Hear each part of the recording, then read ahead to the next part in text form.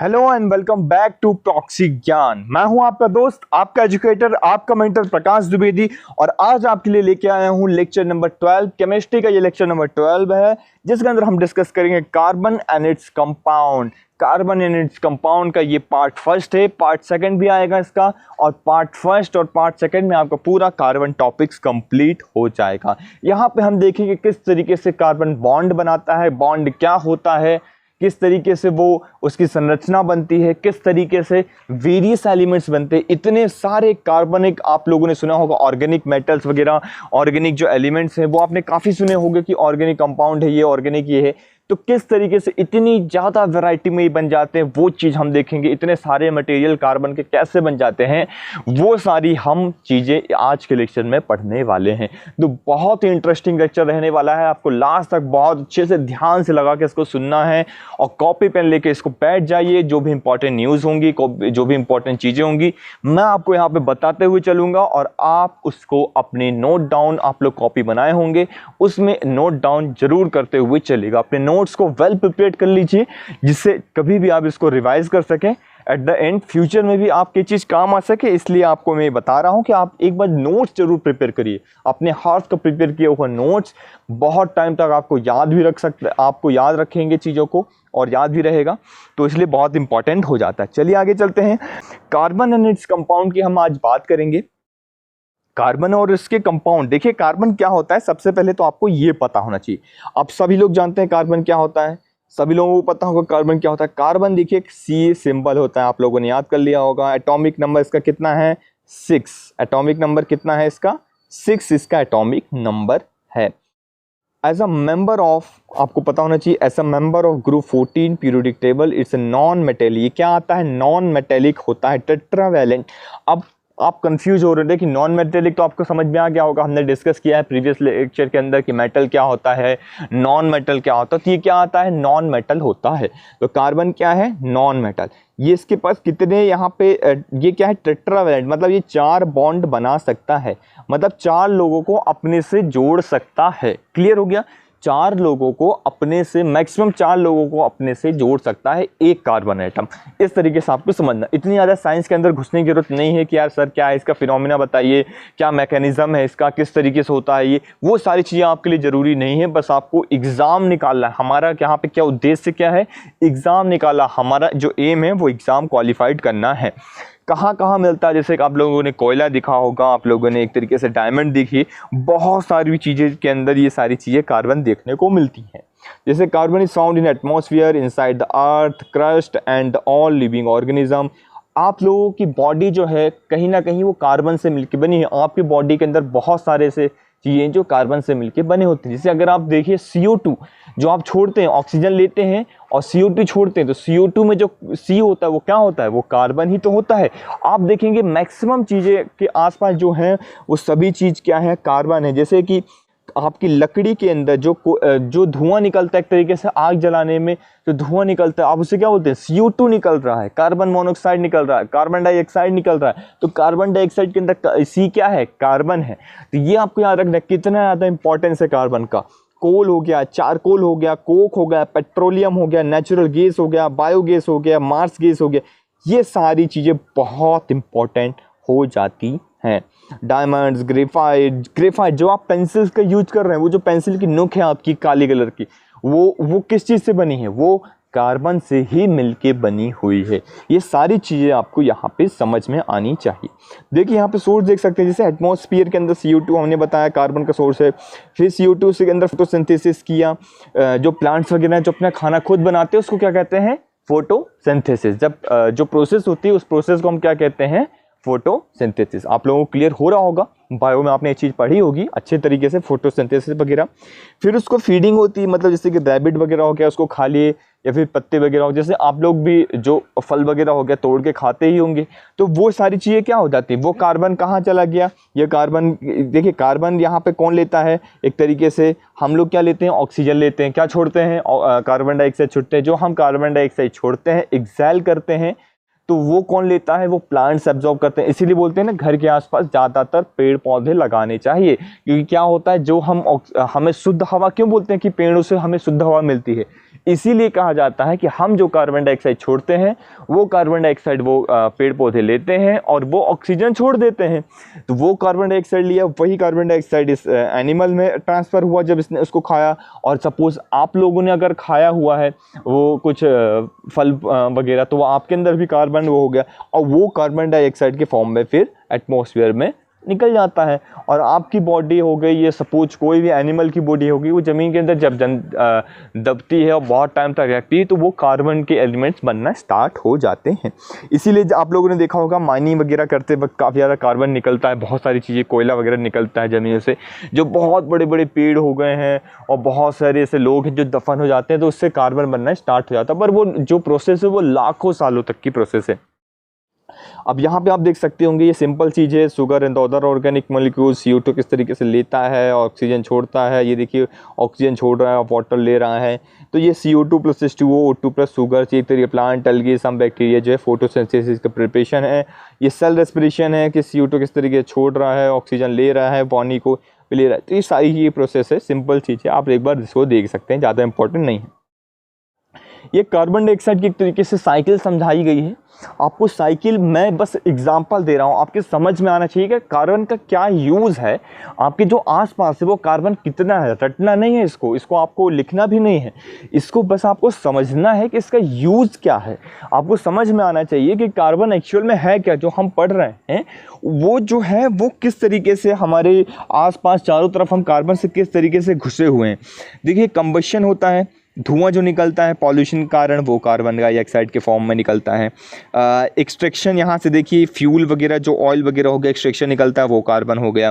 Fossil fuel जो बनते हैं डिकम्पोज, जैसे प्लांट्स हो गए, एनिमल्स हो गए और मैन वगैरह हो गए, जो भी ह्यूमंस वगैरह, वो जब फॉसिलाइजेशन होता है मतलब डिकम्पोज होता है, जैसे कि मैंने अभी आपको बताया कि उसे ज़मीन में दफना दिया जाता है या बहुत टाइम तक बहुत सारे जो पेड़ पौधे ज़मीन के नीचे दबे रह गए तो वो क्या हो जाए फॉसिल फ्यूल्स बन जाते हैं, हड्डी वगैरह ढांचा वगैरह रह जाता है, वही चीज़ क्या कन्वर्ट होता है, कार्बन के फॉर्म में कन्वर्ट हो जाता है। और जब फिर हम जो माइनिंग करते हैं तो बहुत सालों पहले जो चीज़ दबी थी तो वो क्या निकलता है, वो इसी चीज़ में फिर बाहर निकल के आता है, कभी वो गोल्ड बन जाता है, कभी कुछ बन जाता है, कभी कोयला बन जाता है, तो इस तरीके से निकल के बाहर आता है। बाकी आपको ये फोटोसिंथेसिस वाला तो पता ही होगा कि कार्बन डाइऑक्साइड लेता है, ऑक्सीजन छोड़ता है, तो ये सारी नॉर्मल चीज़ें आपको पता। ओशन के अंदर कैल्शियम कार्बोनेट बनता है, तो ये छोटी छोटी चीज़ें हैं जो आपको पता होनी चाहिए। देखिए कार्बन के ये इंपॉर्टेंट फॉर्म्स हैं, ये आपको पता होना चाहिए। एक कोयला है, बहुत इंपॉर्टेंट कोयला, तो आपको पता होगा। फ्लोरेंस, ये आपको पता होना चाहिए, फ्लोरेंस ये नाम है, इसको आप याद कर लीजिए। ग्रेफाइट ये भी कार्बन का फॉर्म है, जो आप पेंसिल लिख रहे हैं ना वो इसी से मिलके बना होता है, चारकोल वगैरह। फिर यहाँ पे डायमंड हो गया। डायमंड एक बहुत ही स्ट्रॉन्ग फॉर्म है, हमने बहुत डिटेल में डिस्कस किया था। डायमंड जो होता है नॉन मेटल होता है, कार्बन का फॉर्म होता है, लेकिन बहुत ज़्यादा हार्ड होता है, लेकिन वो मेटल जैसी प्रॉपर्टीज़ को शो करता है, चमकदार होता है। जैसे कि नॉन मेटल हमारे सारे क्या होते हैं, चमकदार नहीं होते, लेकिन ये क्या होता है, चमकदार होता है। ये एक्सेप्शन केस ने हमने डिटेल में डिस्कस किया था, आप लोग रिवाइज कर पा रहे होंगे, सारी चीज़ों को रिकॉल कर पा रहे होंगे। तो यही सारी चीज़ें हैं। आगे चलते हैं। कार्बन और उसके कंपाउंड जैसे इस तरीके से देखिए, आप देखिए इसको रटने की जरूरत नहीं है, बिल्कुल कभी एग्जाम में आपसे ये पूछा नहीं जाएगा, बस आपको ये समझना है। जैसे ऑरेंज वगैरह हो गए, यहाँ पे स्ट्रक्चर दे दिए, यहाँ पे देखिए कार्बन का प्रेजेंस है, ऑक्सीजन है, OH है, R है, R ये कुछ भी हो सकता है। यहाँ पे R यहाँ पे हो गया, O हो गया, H हो गया, यहाँ पे R O। तो ये R के अंदर क्या होता है, R के अंदर कार्बन कहीं ना कहीं प्रेजेंट रहता है। ये R के अंदर क्या होता है, कार्बन प्रेजेंट रहता है। ये C क्या है, कार्बन है। यहाँ पे आमंड्स के अंदर कार्बन है। ये जो ब्लैक ये निकली इसके अंदर कार्बन है। ये हमारे इसके अंदर कार्बन, फ्रूट्स के अंदर, सभी फ्रूट्स के अंदर कार्बन पाए जाते हैं। इस तरीके से कार्बन का प्रेजेंस हमारी डे टू डे लाइफ में हर जगह देखने को मिलता है। क्लियर हो गया। कार्बन टेट्रावैलेंट होता है, मतलब इसके पास 4 एक्स्ट्रा इलेक्ट्रॉन होते हैं, ये आपको समझना है। कितने होते हैं, 4 एक्स्ट्रा इलेक्ट्रॉन। सपोज इसकी जो वैलेंसी कितनी है, 6 है, सॉरी इसके पास टोटल 6 इलेक्ट्रॉन है। अब 6 इलेक्ट्रॉन पहले सेल के अंदर कितने इलेक्ट्रॉन जाएंगे, आप रिवाइज कर पा रहे होंगे, रिकॉल कर पा रहे होंगे। हमने बताया था पहले सेल में हम सिर्फ 2 इलेक्ट्रॉन भरते हैं, सेकंड सेल के अंदर जो बाकी बचे रहते हैं तो वो भरते हैं। तो सेकंड सेल में कितने हैं, 4 है, 1 2 3 एंड 4।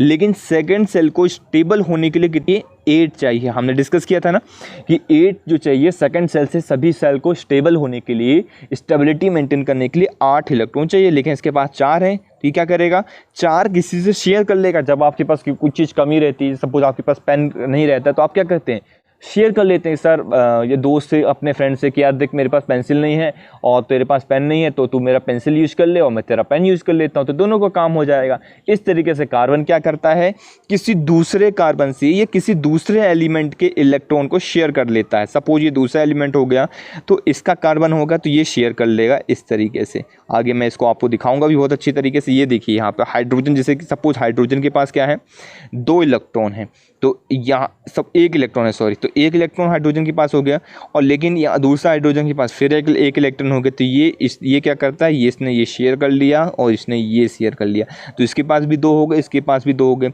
फर्स्ट सेल को कंप्लीट होने के लिए कितने चाहिए होते हैं, 2 स्टेबल होने के लिए। बाकी सेकंड सेल से कितने चाहिए होते हैं, 8। तो इसका तो एक ही सेल है। जो हमारा लास्ट वाला सेल है वो कंप्लीट होना चाहिए, वो बहुत इंपॉर्टेंट होता है। इसके पास तो एक ही है, सेकंड वाला सेल है नहीं। सेकंड सेल किसके पास है, कार्बन के पास है, इसलिए कार्बन के पास कितना चाहिए होता है, 8। एक एग्जांपल और देख लीजिए आप लोग, ऑक्सीजन। जो हमारा ऑक्सीजन मॉलिक्यूल्स बनता है वो किस तरीके से बनता है, जब कभी भी एक इलेक्ट्रॉन शेयर होता है तो हम क्या कहेंगे, एक बॉन्ड बन गया। क्लियर हो रहा है। अगर 2 इलेक्ट्रॉन आपस में एक इसका शेयर हो रहा है तो 2 इलेक्ट्रॉन को जोड़ देने से क्या बनता है, एक बॉन्ड बनता है। 4 इलेक्ट्रॉन शेयर किया जाएगा तो 2 बॉन्ड बनेंगे। क्लियर हो रहा है। जैसे ऑक्सीजन हो गया, ऑक्सीजन के पास टोटल कितने हो गए, लास्ट में 2 2 4 6 6 हो गए, 6 7 8, टोटल 8 यहाँ पे होते हैं। ऑक्सीजन की एक तरीके से एटॉमिक नंबर कितना है, 8 है। तो ऑक्सीजन का एटॉमिक नंबर 8, मतलब पहले सेल में 2, सेकंड सेल में 6। अब इसको कितने की ज़रूरत है, यहाँ पे 6 हो गया, लास्ट में कितने की ज़रूरत होती है, 8 की ज़रूरत, मतलब इसके पास 2 की कमी हो रही। तो ये क्या करेगा, 2 इलेक्ट्रॉन अपने शेयर करेगा। तो देखिए ये ऑक्सीजन था जिसके पास 6 इलेक्ट्रॉन थे, इसके पास 6 इलेक्ट्रॉन है, लास्ट सेल की बात कर रहा हूँ मैं। तो लास्ट सेल में 6 हो गए, तो 2 2 4, ये तो इसको तो कोई टच नहीं करेगा, इसको ये कोई दिक्कत नहीं। ये क्या करेगा, इसके साथ 2 2 शेयर कर लिया, तो ये 2 बॉन्ड बना लिया इस तरीके से। तो इसके पास भी कितने हो गए, ऑक्सीजन के पास 8 हो गए, इसके पास भी कितने हो गए, 8 हो गए। क्लियर हो रहा है। इस तरीके से नाइट्रोजन का भी है। ये देखिए यहाँ पे 2 हाइड्रोजन एटम, ये सारी चीज़ यहाँ पे दी गई हैं। तो यहाँ पे आप देख सकते हैं, यहाँ पे CH4, ये बहुत इंपॉर्टेंट है। यहाँ से अगर अभी तक आपको समझ में नहीं आया है, एक बार फिर से समझाता हूँ। देखिए कार्बन हो गया, कार्बन के पास 4 इलेक्ट्रॉन बाहर वाले शेल में है। आपको बस ये चीज़ तो याद हो गई होगी आई थिंक। ये क्रॉस क्या है, कार्बन के इलेक्ट्रॉन हो गए, ये कार्बन का हो गया, ये कार्बन का हो गया। ठीक है, इसको और अच्छे से मैं दिखा देता हूँ आपको। ऊपर ये कार्बन का हो गया, ये X कार्बन का इलेक्ट्रॉन, ये X कार्बन का इलेक्ट्रॉन, ये X कार्बन का इलेक्ट्रॉन और ये X कार्बन का इलेक्ट्रॉन। लास्ट वाले सेल को कंप्लीट होने के लिए 8 इलेक्ट्रॉन चाहिए, लेकिन यहाँ पे कितने हैं, टोटल 4 इलेक्ट्रॉन है। ध्यान से सुनिएगा, बहुत इंपॉर्टेंट पॉइंट है। हाइड्रोजन को कितने चाहिए, 2 इलेक्ट्रॉन चाहिए कंप्लीट होने के लिए, क्योंकि उसका जो एक ही सेल है उसके पास, और जो पहला वाला सेल होता है उसमें कितने इलेक्ट्रॉन चाहिए होते हैं, मैक्सिमम 2 इलेक्ट्रॉन। तो इसको 1 इलेक्ट्रॉन कहीं से मिल जाए तो इसका काम बन जाएगा। तो हमने क्या किया, एक हाइड्रोजन और 1 इलेक्ट्रॉन के साथ यहाँ पे खड़ा होकर दिया। एक दूसरा हाइड्रोजन लेके आए, उसको 1 इलेक्ट्रॉन के साथ हमने यहाँ खड़ा कर दिया। एक तीसरा हाइड्रोजन लेके आए, उसको 1 इलेक्ट्रॉन के साथ खड़ा कर दिया, और चौथा यहाँ पे लेके आए, जिसको चौथे को यहाँ पे खड़ा कर दिया। अब ये क्या करता है, इसने शेयर कर लिया। दूसरे कलर से मैं दिखा देता हूँ जिससे आपको क्लियरिटी हो जाए। ये चलिए यहाँ पे देखिए, यहाँ पे हाइड्रोजन क्या करता है, शेयर कर लिया, उसने कार्बन का 1 इलेक्ट्रॉन ले लिया। अब यहाँ पे बात हो रही शेयरिंग की, एक पूरी तरीके से ले नहीं रहा, क्या कर रहा है, शेयर कर रहा है। मतलब ये इसके पास भी रहेगा, इसके पास भी रहेगा। हाइड्रोजन ने फिर यहाँ पे इस हाइड्रोजन ने इसका शेयर कर लिया, इस हाइड्रोजन ने ये शेयर कर लिया, ये हाइड्रोजन ने ये शेयर कर लिया। तो हाइड्रोजन के पास, सभी हाइड्रोजन के पास सब 2 2 इलेक्ट्रॉन हो गए। अब कार्बन की बारी। अब कार्बन बोलेगा आपने हमारा तो ले लिया 1 1, अब हमको अपना 1 1 दे दी। तो ये कार्बन यहाँ पे लेना स्टार्ट किया, 1 इलेक्ट्रॉन हाइड्रोजन का, इसका एक इस हाइड्रोजन का, एक इसका और एक इसका और एक इसका, और चारों का 1 1 ले लिया। तो कार्बन के पास कितने हो गए, 1 2 3 4 5 6 7 8। कार्बन भी फुलफिल, कार्बन भी खुश, उसके पास भी 8 हो गए। हाइड्रोजन के पास भी 2 हो गए। ये लोग शेयरिंग में चल रहा है, जब इसको ज़रूरत पड़ेगी तो ये ले लेगा, जब इसको ज़रूरत पड़ेगी तो ये ले लेगा कार्बन। तो दोनों के पास इसके पास 8 हो गए, इसके पास 2 हो गए, सारे खुश हो गए, कोई दिक्कत ही नहीं। तो इस तरीके से हमारा क्या बन गया, CH4 हमारा एक कंपाउंड बन के तैयार हो गया, जिसे हम कहते हैं मीथेन। अब आपको क्लियर हो गया होगा ये बॉन्डिंग क्या होती है, किस तरीके से बनती हैं, कि आई थिंक आपको ये सारी चीज़ें क्लियर हो रही होंगी। अगर फिर भी कोई डाउट है तो आप मुझसे डायरेक्टली कांटेक्ट कर सकते हैं, मैं और अच्छे से आपको एक्सप्लेन कर दूंगा। यहाँ पे एक एग्जांपल और देते हैं हम, C2H6। देखिए कैसे बना, 2 कार्बन आइटम रख लिए हमने। अब जब भी 2 कार्बन रखेंगे पास पास, H6 यहाँ पर एक हाइड्रोजन, एक हाइड्रोजन, एक हाइड्रोजन, एक हाइड्रोजन, एक हाइड्रोजन, एक हाइड्रोजन, ये हाइड्रोजन, ये हाइड्रोजन, ये हाइड्रोजन, ये हाइड्रोजन, ये हाइड्रोजन और ये हाइड्रोजन। अब एक बॉन्ड मतलब बना है, यहाँ पे क्या शेयर हो रहा है, एक इलेक्ट्रॉन इसका, एक इलेक्ट्रॉन इसका, ये आपस में शेयर कर रहे हैं, ऐसा समझ लीजिए।